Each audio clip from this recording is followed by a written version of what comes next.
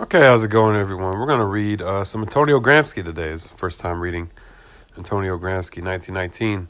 This is Unions and the Dictatorship. So, let's go ahead and get into this. See, this is 7 years before he was arrested. Let's go ahead and get into this. The international class struggle has culminated in the victory of the workers and peasants of two international proletariats. In Russia and in Hungary, the workers and peasants have established the proletarian dictatorship, and in Russia, as much as in Hungary, the dictatorship had to sustain a bitter battle, not only against the bourgeois class, but also against the unions. The conflict between the dictatorship and the unions was thus one of the causes of the fall of the Hungarian Soviet.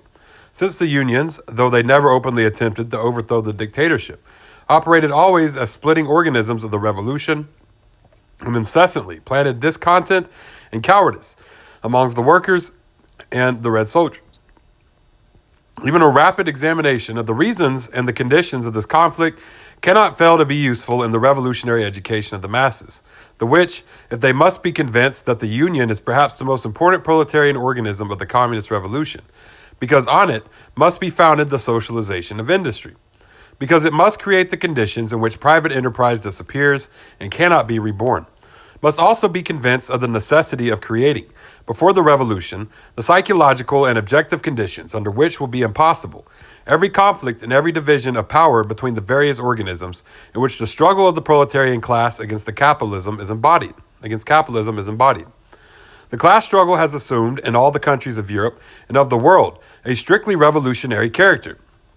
The conception, which is due to the Third International, according to which the class struggle must be directed towards the installation of the dictatorship of the proletariat, has the upper hand over the democratic ideology and spreads irresistibly amongst the masses. The socialist parties adhere to the Third International, or at least they adhere to the fundamental principles developed at the Moscow Congress.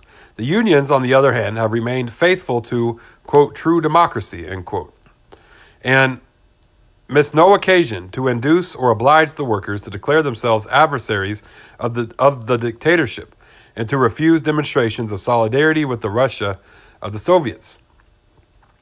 This stance of the unions was rapidly overcome in Russia, since the development of the organizations of trade and industry was accompanied in parallel and with a more accelerated rhythm by the development of factory councils.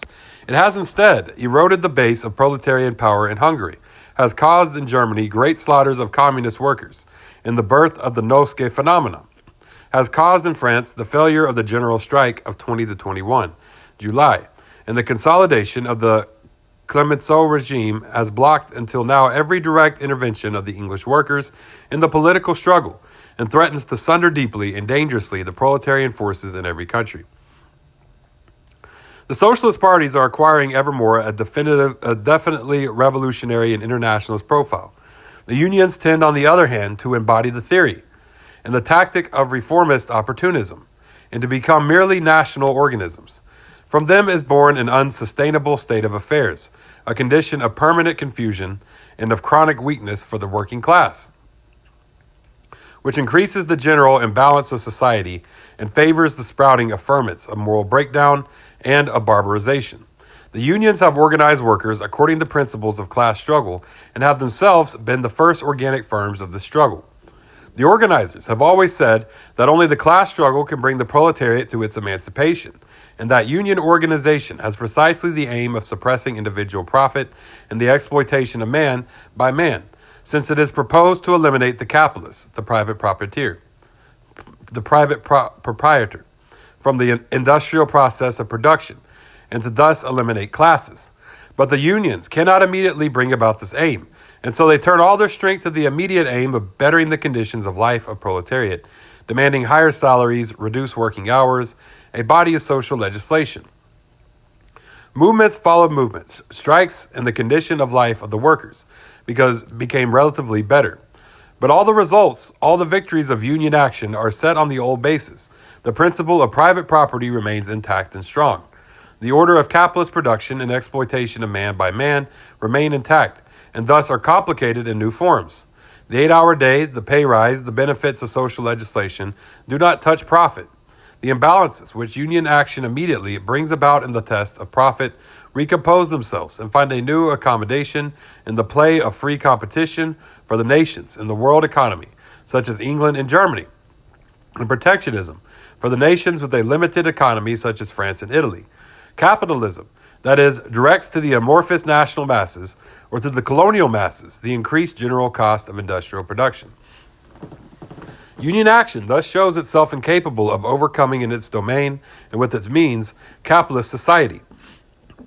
It shows itself incapable of leading the proletariat to its emancipation, of leading the proletariat to the achievement of the high and universal end which it had initially set itself. According to syndicalists' doctrines, unions should have educated workers in the management of production. Since the industrial unions, it was said, are an integral reflex of a particular industry, they will become the cadres of workers, ability to manage that particular industry. The union roles will act to make possible a choice of the best workers, of the most studious, of the most intelligent, of the most apt to master the complex mechanism of production and of exchange. The worker leaders of the leader industry will be the most capable in managing that industry, and so on for the metal industry and for the book industry, etc. Colossal illusion. The choice of the union leaders was never made on criteria of industrial competence, but a merely legal, bureaucratic, or demagogic competence. And the more the organizations became larger, the more frequent became their intervention in the class struggle, the more widespread and deep their action, the more it became necessary to reduce the leading office to an office purely of administration and accounting. The more industrial technical capacity became a non-value, and bureaucratic and commercial capacity took the upper hand. There was thus formed a real and proper caste of union functionaries and journalists, with a corpse psychology absolutely in contrast to the psychology of the workers, which ended with assuming towards the working mass the same position as the governing bureaucracy towards the parliamentary state. It is the bureaucracy which reigns and governs. The proletarian dictatorship, which is to suppress the order of capitalist production, which is to suppress private property, because only thus can the exploitation of man by man be suppressed. The proletarian dictatorship wishes to suppress the difference of classes, wishes to suppress the class struggle, because only thus the social emancipation of the working class can be completed. To reach this end, the Communist Party educates the proletariat to organize its class power, to make use of its armed power to dominate the bourgeois class, and to set the conditions in which the exploiting class will be suppressed and cannot be reborn. The task of the Communist Party and the dictatorship is thus this: to organize powerfully and definitively the class of workers and peasants in a dominant class, check that all the organisms of the new state really develop revolutionary work, and break the ancient rights and relations inherent in the principle of private property. But this action of destruction and control must be immediately accompanied by positive work of creation of production. If this work does not succeed, political strength in its vein, the dictatorship cannot hold. No society can hold without production. Even less so the dictatorship, which establishing itself in conditions of economic breakdown, produced by 5 years of war, worsened by months and months of bourgeois armed terrorism, thus needs intense production. And this is the vast and magnificent task which should be open to the activity of the industrial unions. They precisely will have to begin the socialization. They will have to initiate a new order of production, in which the enterprise will be based not on the owner's desire for wealth, but on the common interests of the social community, which for every branch of industry comes out of the generic formlessness and solidifies in the corresponding workers' union. In the Hungarian Soviet, the unions absented themselves from all creative work. Politically, the union functionaries placed continual obstacles before the dictatorship, constituting a state within the state. Economically, they remained inert. More than once, the factories had to be socialized against the will of the unions, but the leaders of the Hungarian organizations were limited spiritually. They had a bureaucratic reformist psychology, and they continuously feared losing the power which until they had exercised over the workers. Since the function for which the unions had developed until the dictatorship was inherent in the predominance of the bourgeois class, and since the functionaries did not have technical industrial capacity, they maintained the immaturity of the proletarian class in the direct management of production. They maintained real democracy.